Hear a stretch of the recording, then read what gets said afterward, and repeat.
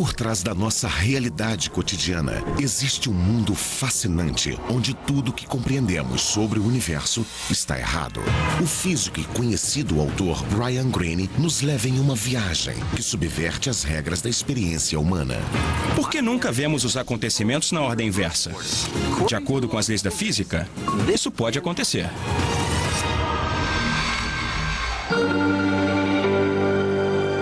Além do cosmos, o multiverso. Houve um tempo em que a palavra universo significava tudo o que existe, tudo. A noção de mais de um universo, mais de um tudo, parecia impossível.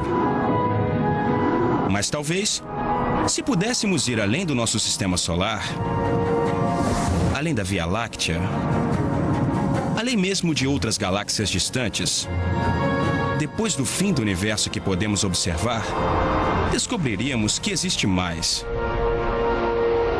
Muito mais. E que o nosso universo não está sozinho. Outros universos podem existir.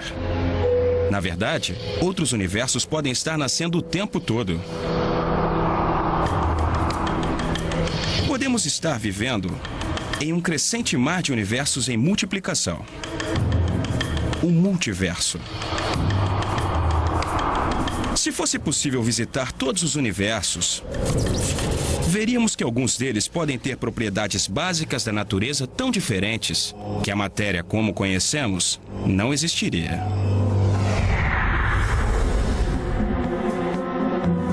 Outros podem ter galáxias, estrelas, até mesmo um planeta que parece familiar, mas com algumas incríveis diferenças.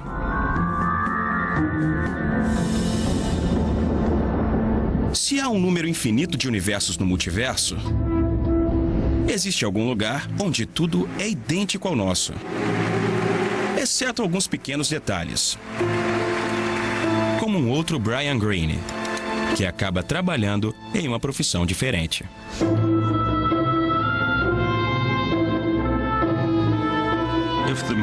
Se o multiverso é de fato infinito, algum deles terá que se confrontar com muitas possibilidades que são difíceis de imaginar. Haverá um lugar onde existe um Alan Guth que se parece comigo e age exatamente como eu, assim como outros lugares com Alan Guths que pensam quase exatamente como eu, mas com algumas pequenas diferenças. Isso é ciência? É parte da metafísica? É só filosofia? Religião? Os físicos tendem a não fazer essas perguntas. Eles apenas dizem, vamos seguir a lógica. E a lógica parece levar a isso. Por mais exótico e estranho que o multiverso possa parecer, um número cada vez maior de cientistas acredita que ele pode ser o último passo de uma série de reformas radicais na nossa visão sobre o cosmos. Quer dizer, houve um tempo em que acreditamos que a Terra estava no centro do universo. E todo o resto girava em torno de nós. Aí apareceram cientistas como Galileu e Copérnico e mostraram que o Sol, não a Terra, estava no centro do nosso sistema solar. E nosso sistema solar é só um bairrozinho na periferia de uma galáxia gigantesca. A nossa galáxia é uma em centenas de bilhões de galáxias que compõem o nosso universo. Todas essas ideias pareciam mirabolantes quando foram apresentadas pela primeira vez. Mas hoje nem as questionamos. A ideia de multiverso pode ser parecida. Pode precisar apenas de uma mudança drástica na nossa perspectiva do cosmos. Por outro lado, alguns cientistas acreditam que o multiverso não passa de um beco sem saída para a física. Fico muito desconfortável com a ideia de multiverso. Para virar ciência sólida, precisa se desenvolver muito ainda. Ele existe, do mesmo jeito que os anjos podem existir. Precisamos fazer nossas apostas, e acredito que agora o multiverso é uma aposta muito boa. Acho que é uma chance do multiverso ser real e que daqui a 100 anos as pessoas estejam convencidas de que ele é real de fato. De onde veio essa ideia? Quais são as provas? Várias descobertas impressionantes sugerem que realmente podemos ser parte de um multiverso. A primeira dessas descobertas tem a ver com a teoria bem aceita sobre a origem do universo: o Big Bang. De acordo com essa teoria, nosso universo começou há uns 14 bilhões de anos com uma explosão muito violenta. Ao longo de bilhões de anos, o universo esfriou e se aglutinou, permitindo a formação de estrelas, planetas e galáxias.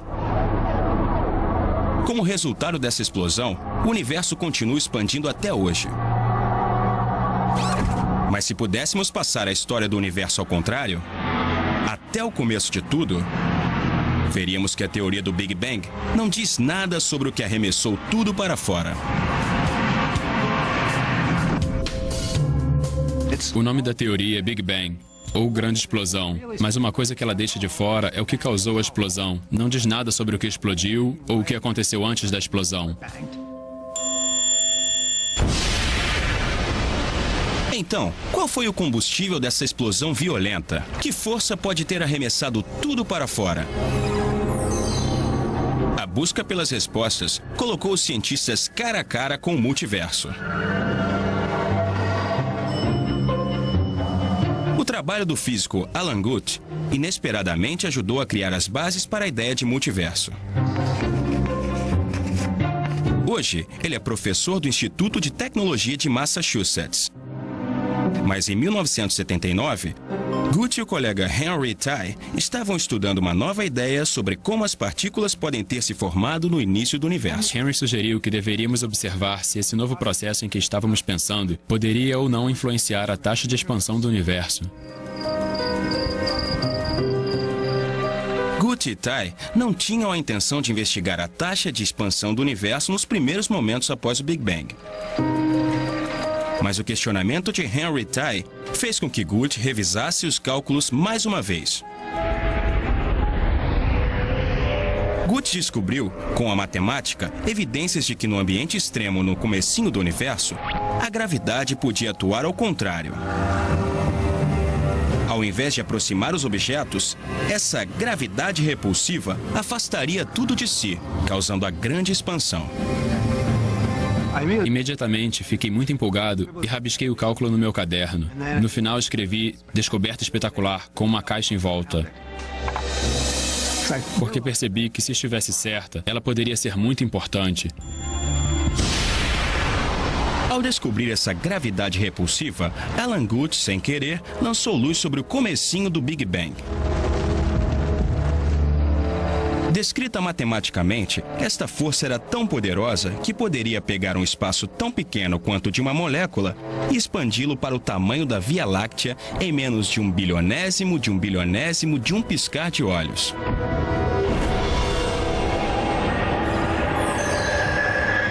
Depois dessa curta explosão para fora, o espaço continuaria a expandir, mais devagar, e esfriaria, permitindo que estrelas e galáxias se formassem, como na teoria do Big Bang.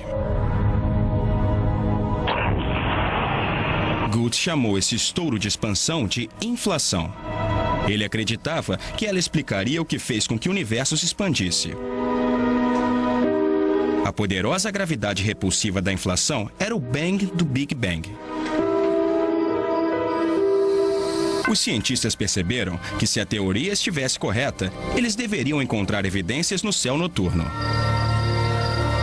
Imagine que fosse possível apagar o Sol e remover todas as estrelas.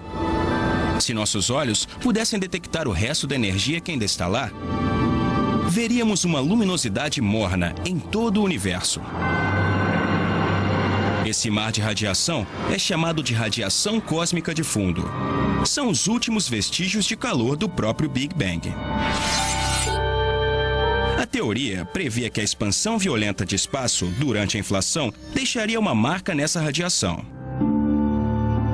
Essas impressões digitais formariam um padrão preciso de variações de temperatura, pedaços um pouco mais frios, outros um pouco mais quentes, que seria mais ou menos assim. mas ainda levaria 10 anos até que a tecnologia fosse sensível o bastante para testar essa previsão. Em 1989, a NASA lançou o satélite conhecido como Explorador do Fundo Cósmico, seguido de um segundo satélite, o WMAP, em 2001, colocando a inflação à prova. As missões mediram a radiação com tremenda precisão e os resultados foram impressionantes. As variações de temperatura encontradas no cosmos eram quase idênticas às previsões da teoria da inflação. É só uma teoria matemática no papel, até as previsões serem confirmadas. O WMAP descobriu o que a matemática da inflação tinha previsto. Isso foi muito convincente. A inflação já teve muitas chances de falhar. As previsões foram feitas, os dados apareceram e a inflação se mostrou totalmente certa. O trabalho de Guth sobre a inflação, junto com o trabalho de outros físicos, foi considerado essencial para a compreensão da origem do universo. E no processo, sua extensão... Mas, logo depois, 2 físicos russos descobriram que as equações da inflação escondiam um segredo impressionante. Nosso universo pode não estar sozinho. Um desses físicos era Andrei Lindei, que já tinha feito contribuições essenciais para a teoria da inflação. O outro era Alex Valenkin, que por acaso assistiu a uma das palestras de Alan Guth. Ele deu uma palestra maravilhosa. Eu não o conhecia, mas o que ouvi foi bem inesperado. Em uma tacada, a inflação explicava muito bem as características do Big Bang e era notável porque o universo é como é. Então, fui para casa muito impressionado.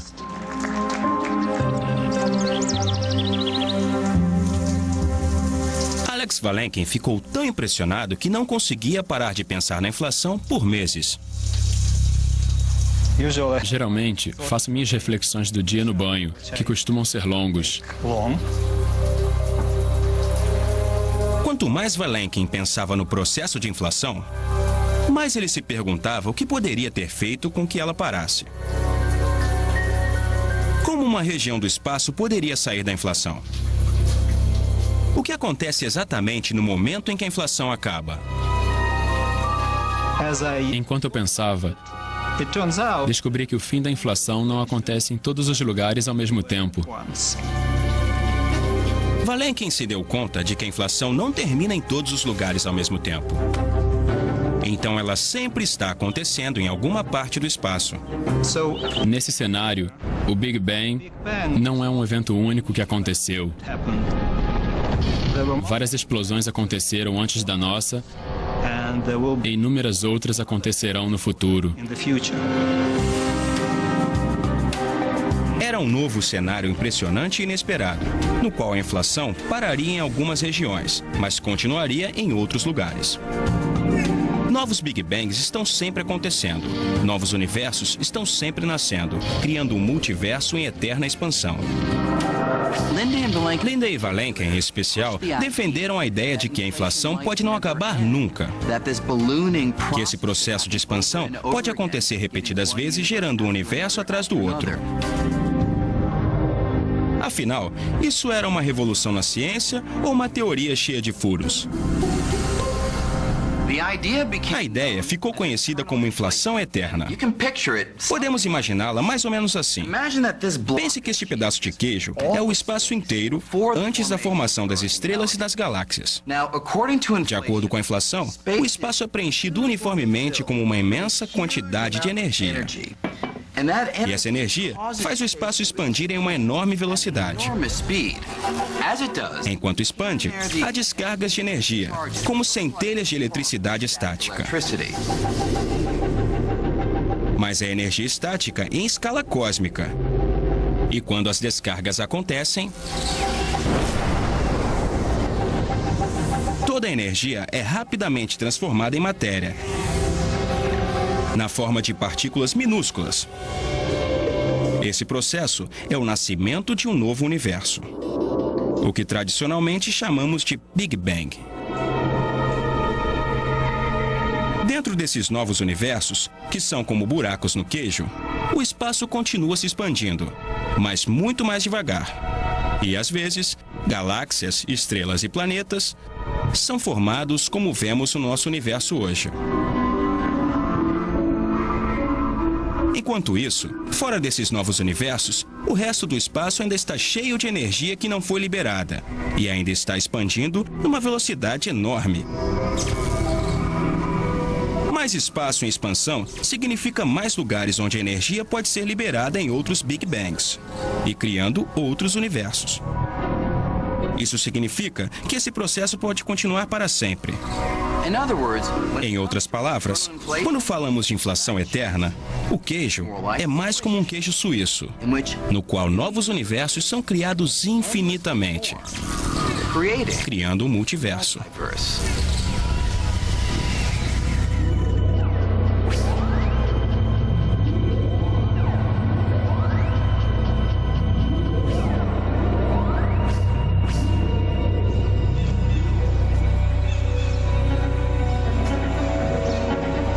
Eu achava que tinha descoberto algo importante sobre o universo e queria compartilhar isso com meus colegas. É claro que um dos primeiros tinha que ser Alan Guth. Agora, sabemos que as flutuações quânticas no campo escalar são diferentes, em diferentes regiões do espaço. Achei que ele fosse ficar empolgado. Mas o encontro não correu como planejado. A inflação dura mais em alguns do que em outros.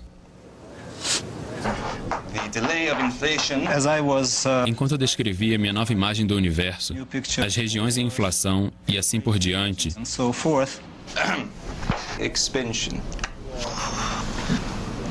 notei que Alan estava começando a cochilar.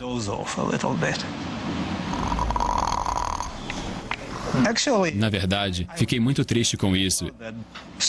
Então, achei que devia ir embora.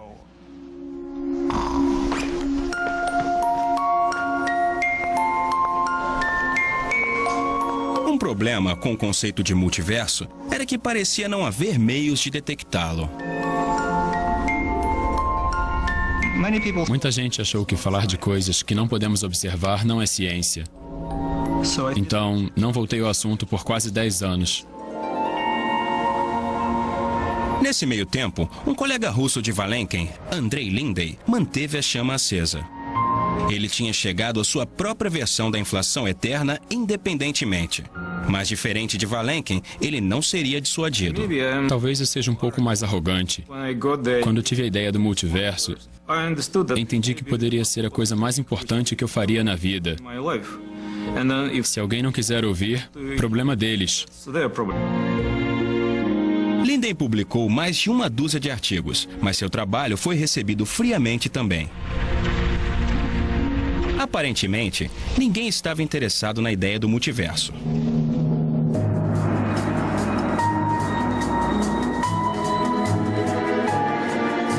Se as equações da inflação eterna eram a única pista para o multiverso, o assunto poderia ter sido encerrado.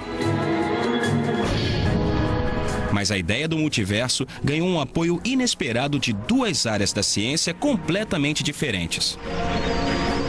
Uma delas era a chamada teoria das cordas, criada para explicar como o universo funciona nas menores escalas.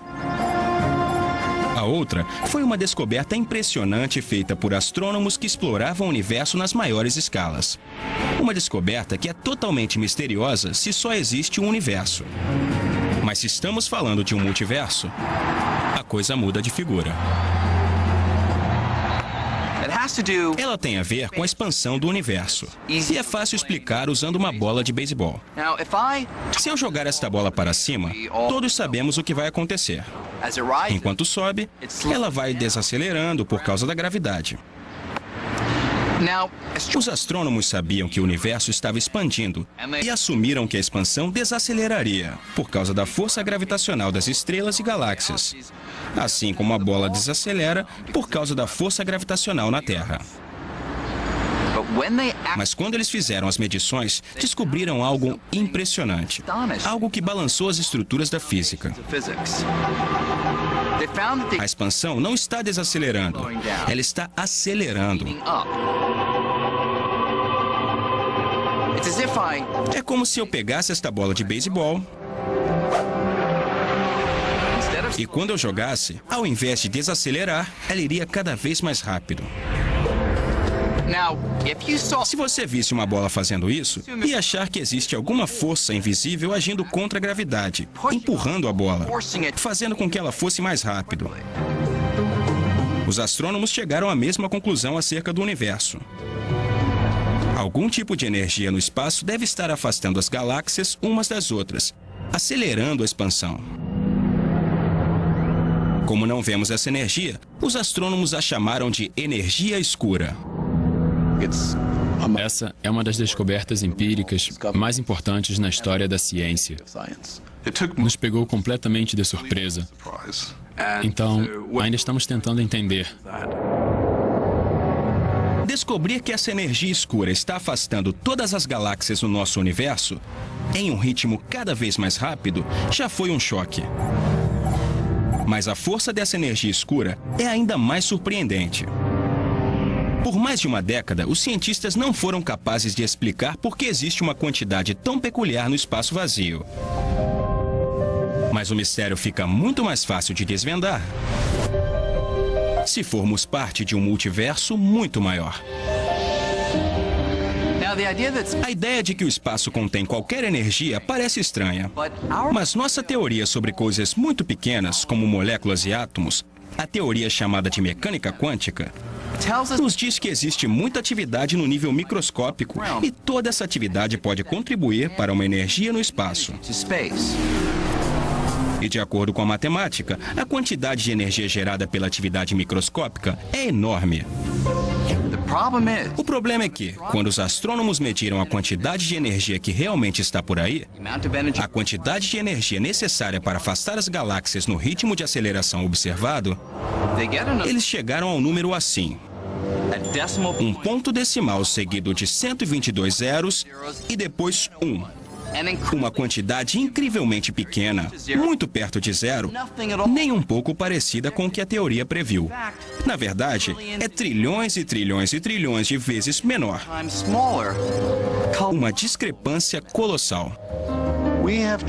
Tentamos de tudo para explicar por que a energia escura é tão pequena. Tentamos de tudo e tudo falhou. Não tem jeito. Já falei que esse foi o maior fracasso de uma ordem de magnitude estimada na história da ciência. Se isso nos incomoda, com certeza. Descobrir que a quantidade de energia no espaço é tão menor assim do que a nossa teoria previa, não é só um problema acadêmico. A força exata da gravidade repulsiva tem profundas implicações para todos nós. Por exemplo, se eu aumentasse a força da energia escura só um pouquinho, apagando 4 ou 5 zeros, o número ainda seria minúsculo, mas o universo seria muito diferente. Isso porque uma energia escura um pouco maior afastaria tudo tão rápido que as estrelas, os planetas e as galáxias nunca teriam se formado. O que quer dizer que nós nunca teríamos existido. Ainda assim, aqui estamos nós. Então, por que a quantidade de energia escura é tão menor do que a nossa teoria previu? E ainda assim, bem na medida para permitir a formação de galáxias, estrelas, planetas e vida. Simplesmente não sabemos. A disparidade entre as previsões teóricas da energia escura e o que os astrônomos observaram é um dos grandes mistérios que a ciência enfrenta hoje. Mas pense nisso.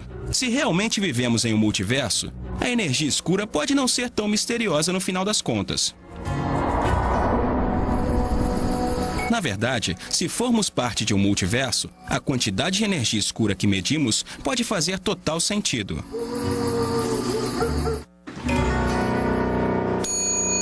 Olá, reserva para Green.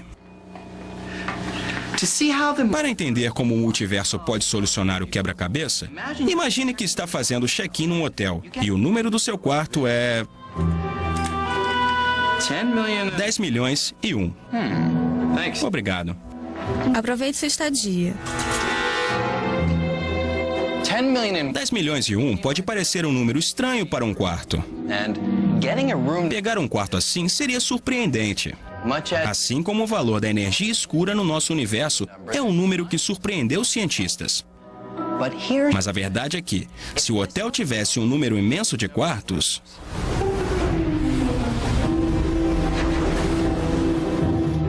digamos bilhões e bilhões, então um quarto com o número 10 milhões e 1 não seria nenhuma surpresa. Em um hotel tão grande, é de se esperar que um quarto tenha esse número.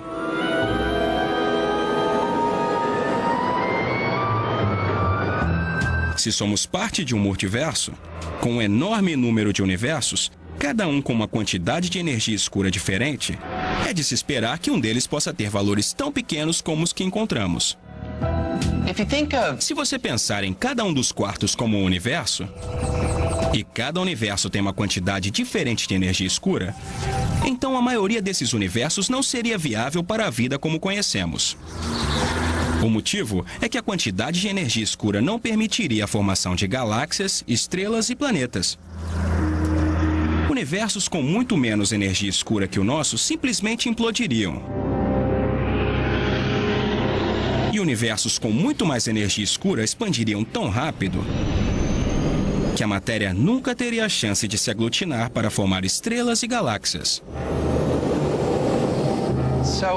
Portanto, é claro que nos encontramos em um universo onde a quantidade de energia escura é viável para a vida. Caso contrário, não estaríamos aqui falando sobre ela.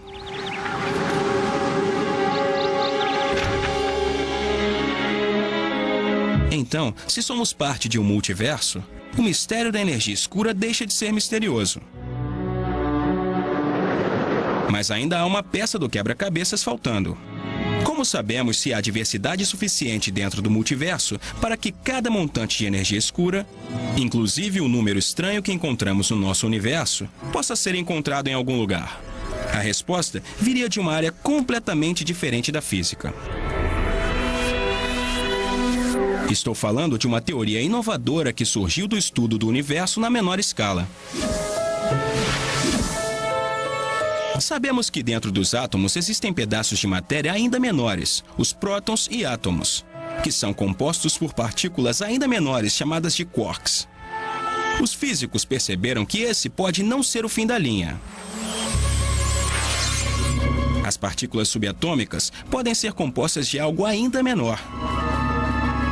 Minúsculos filamentos, ou anéis, vibrantes de energia chamados de cordas. Esse conjunto de ideias tem o nome de teoria das cordas e afirma que tudo que existe é composto por esse único tipo de ingrediente.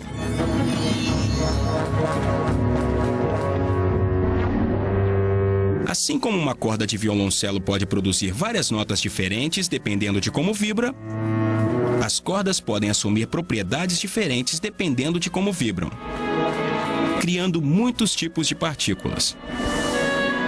Dessa teoria veio a promessa de uma elegante simplicidade. Uma única equação geral capaz de explicar tudo o que vemos no mundo ao nosso redor. A teoria das cordas seria bela, elegante, e os cálculos dessa teoria simples produziriam o mundo como conhecemos. Entretanto, para que essa linda teoria funcionasse, havia um problema. A matemática da teoria das cordas precisava de algo que desafiasse o senso comum. Uma característica que abriria as portas para a teoria do multiverso, outras dimensões do espaço. Todos estamos acostumados com 3 dimensões do espaço: altura, largura e profundidade. Mas os cálculos da teoria das cordas dizem que essas não são as únicas dimensões. A matemática só funciona se as cordas se moverem e vibrarem, não apenas nas 3 direções que conhecemos, mas em outras 6, 9 dimensões do espaço no total. Se a teoria das cordas está certa, onde estão essas outras dimensões? Por que não podemos vê-las? Pense no cabo que sustenta um semáforo. De longe, parece uma linha, unidimensional. Mas se seu tamanho fosse diminuído ao de uma formiga, você descobriria uma dimensão circular que se enrola em volta do cabo. A teoria das cordas afirma que se pudéssemos ser diminuídos a um tamanho bilhões de vezes menor do que o da formiga, encontraríamos outras minúsculas dimensões como essas enroladas em volta de tudo no universo. Em cada ponto do espaço, existem outras dimensões do espaço enroladas em pequenos nós, que não podemos ver porque são muito pequenos. A forma dessas outras dimensões determina as características fundamentais do nosso universo. Do mesmo jeito que as correntes de ar que passam por um instrumento de sopro têm padrões de vibração determinados pela forma do instrumento, a forma das outras dimensões determina como as pequenas cordas vibram. Os padrões de vibração definem as propriedades das partículas. Assim, todas as características fundamentais do nosso universo podem ser determinadas pela forma das outras dimensões. A forma como essas outras dimensões se reúnem é em vários aspectos, como o DNA do universo. Elas determinam a maneira como o universo vai se comportar, exatamente do mesmo jeito que o DNA determina qual será a aparência de um animal. O problema era que quanto mais os estudiosos da teoria das cordas pesquisavam, eles descobriam mais formas nas quais as outras dimensões podiam se enrolar. E a matemática não fornecia nenhuma pista de qual forma correspondia ao nosso universo. Acho que o consenso agora é que esse número parece astronômico. Alguns artigos publicados sugerem que é acima de 10 elevado a 500. Ou seja, 10 seguido de 500 zeros. 10 elevado a 500 é o número das formas possíveis para as outras dimensões. E cada uma seria igualmente válida. Parecia absurdo. Especialmente para uma teoria que buscava uma única equação geral para descrever o nosso universo.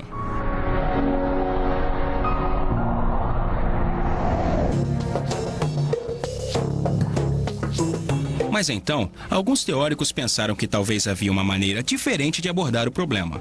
Essa nova perspectiva deu nova vida à ideia do multiverso.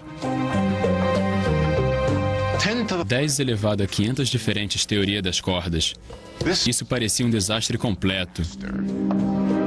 De que serve uma teoria que pode ter 10 elevado a 500 soluções? Não dá para descobrir nada. Isso deixou os estudiosos da teoria das cordas meio tristes, meio deprimidos. A minha reação na época foi pensar: isso é ótimo, fantástico, é exatamente o que os cosmólogos estão procurando. Uma diversidade enorme de possibilidades. Não fique triste. Isso quer dizer que a teoria das cordas se encaixa muito bem na cosmologia e todas as ideias interessantes sobre multiversos. Ao transformar o que parecia ser uma falha em uma virtude, alguns teóricos se convenceram de que cada uma das múltiplas soluções da teoria das cordas pode representar um diferente universo real. Em outras palavras, a teoria das cordas estava descrevendo um multiverso, que era extremamente diversificado. Para surpresa geral, a teoria das cordas estava descrevendo prontamente um enorme número de tipos diferentes de solução e cada uma correspondia a um universo possível.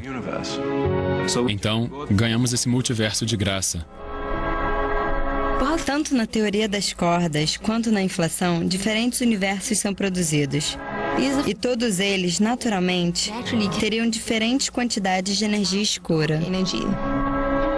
Na verdade, de acordo com os cálculos, a quantidade de energia escura teria uma variação tão grande de valores entre os diferentes universos que o estranho número que medimos certamente apareceria. Sem nem tentar, a teoria das cordas resolveu esse problema. Mais de uma década depois que Lindy e Vilenkin tiveram suas ideias sobre a inflação eterna, o multiverso foi resgatado. 3 linhas de raciocínio estavam agora apontando para a mesma conclusão. Inflação eterna, energia escura e teoria das cordas. Da mesma forma que 3 pernas são necessárias para sustentar um banco, essas 3 ideias em conjunto sustentam o argumento de que podemos viver em um multiverso. Quando diferentes linhas de pesquisa convergem em uma mesma ideia, isso não significa que ela está certa. Mas se todas as setas apontam para uma única ideia, ela se torna bastante convincente. Hoje em dia, o multiverso é discutido calorosamente. Ainda restam muitos críticos. David Gross diria não, não, não. Mas os defensores do multiverso, como Alex Valenken, Alan Guth e Andrei Lindey, não estão mais sozinhos. A maré parece estar mudando. Essas ideias são mais amplamente aceitas. O gênio saiu da lâmpada. E não dá para botar ele de volta lá dentro. Então, como seria se pudéssemos viajar para alguns dos outros universos? O que poderíamos ver? Alguns poderiam ser totalmente diferentes do nosso, com propriedades diferentes de tudo o que conhecemos. Na verdade, alguns universos do multiverso podem não ter luz ou matéria ou qualquer coisa reconhecível.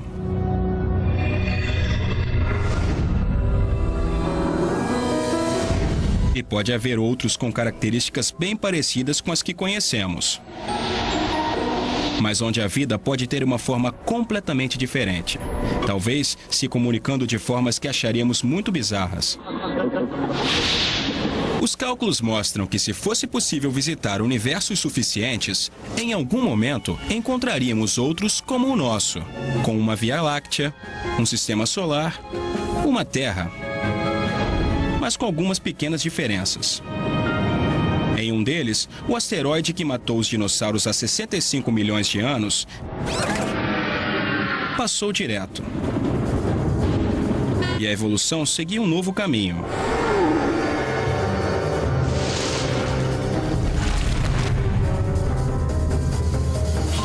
Em outro, pode haver uma Terra com pessoas parecidas com a gente, mas melhores em fazer várias coisas ao mesmo tempo. Entretanto, há algo ainda mais estranho. Em algum lugar, encontraríamos cópias exatas do nosso universo, com réplicas de tudo e de todos. Como pode ser? Como pode haver cópias exatas de todos nós no multiverso? Para entender, veja esse baralho de cartas. É composto por 52 cartas e, quando eu distribuir, cada jogador vai ter uma sequência diferente. Ao longo de várias e várias jogadas, em algum momento, algumas combinações vão começar a se repetir. Com 52 cartas, há um número limitado de jogos que você pode formar. Se as cartas são distribuídas em infinitas rodadas, é inevitável que combinações se repitam. Um princípio parecido se aplica ao multiverso. Isso porque, de acordo com as leis da natureza, os ingredientes essenciais da matéria, ou partículas, são como um baralho de cartas. Em qualquer região do espaço, elas só podem ser organizadas em um número finito de formas. Se o espaço é infinito, se existe um número infinito de universos, é provável que essas combinações se repitam. Como cada um de nós é apenas uma combinação específica de partículas, em algum lugar, existe uma cópia de você, de mim e de todo mundo.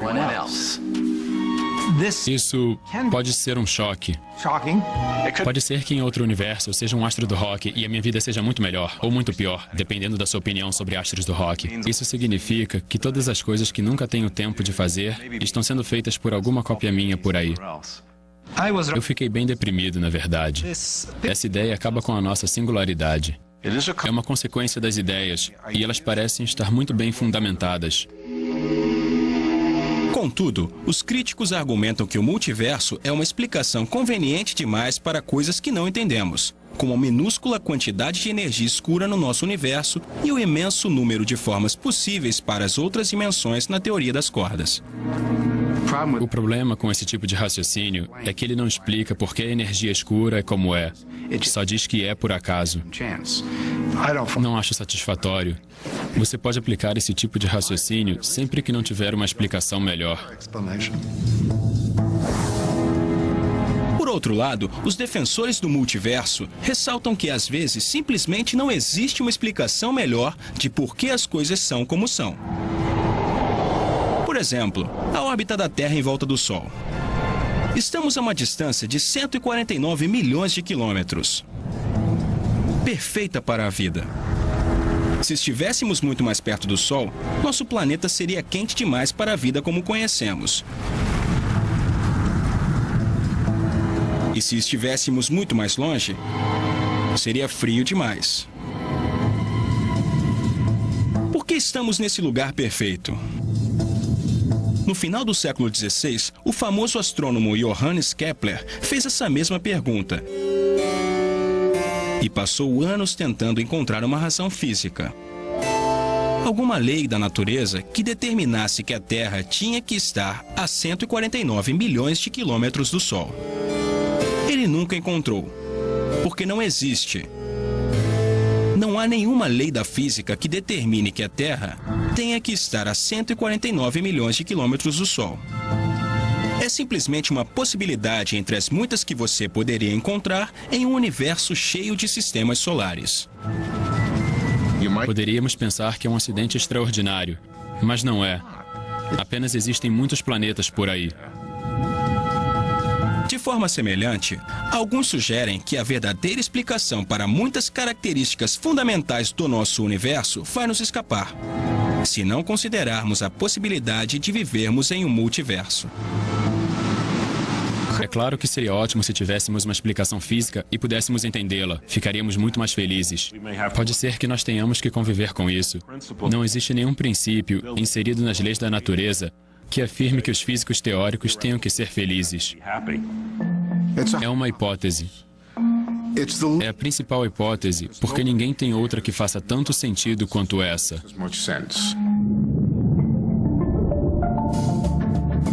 O multiverso é uma possibilidade tentadora. Mas sem evidência empírica, você deveria acreditar nela? Não podemos acreditar em nada até termos o suporte de experimentos ou da observação. Mas nos últimos séculos, descobrimos que a matemática fornece um guia seguro para a natureza das coisas que ainda não fomos capazes de ver, observar ou de fazer experimentos. A matemática previu coisas como os buracos negros e certas partículas subatômicas muito antes que elas fossem observadas. E a matemática sugere que esses outros universos podem existir.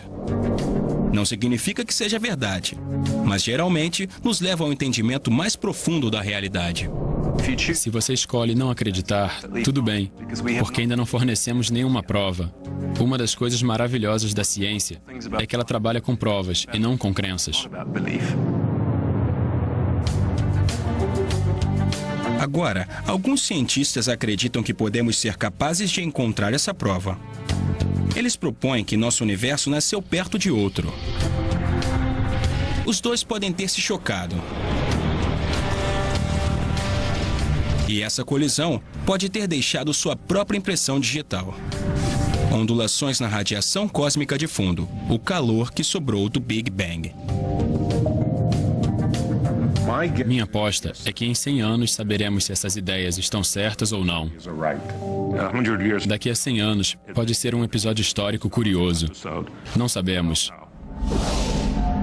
Mas se você só trabalha com coisas que são bem estabelecidas, nunca fará parte do próximo grande e empolgante acontecimento. Então, o que tudo isso significa? Há infinitas cópias de você e de mim e de tudo mais existindo nesse exato momento em um número infinito de outros universos? O multiverso seria a próxima revolução copérnica? Não sabemos. Pelo menos não ainda. Mas se a ideia de que vivemos em um multiverso for confirmada, vamos testemunhar uma das mais empolgantes e dramáticas revoluções no nosso entendimento sobre o tecido do cosmos.